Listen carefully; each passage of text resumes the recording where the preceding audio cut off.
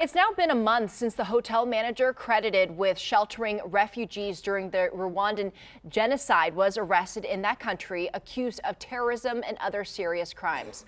Paul Rusesabagina moved to the U.S. for safety years ago, making San Antonio home. Now his family, friends, and supporters are asking for help. Eyewitness News reporter Erica Zuko explains. Paul Rusesabagina was honored for saving more than 1,000 lives. I spoke with his son, who says he's asking others to speak out for him. When Rusesabagina moved to the United States, he chose Texas for the heat and San Antonio for the community.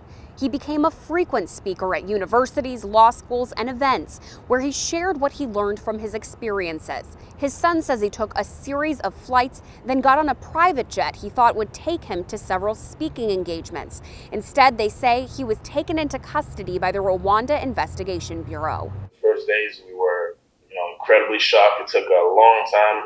Every time we woke up, it was like waking up from a nightmare, and then you realize, it's real life. Family, friends, and supporters say they're concerned about his safety and are pushing for his release. They're reaching out to congressional officials and the international community, asking them to take action. Reporting in San Antonio, Erica Zuko, KENS 5 Eyewitness News.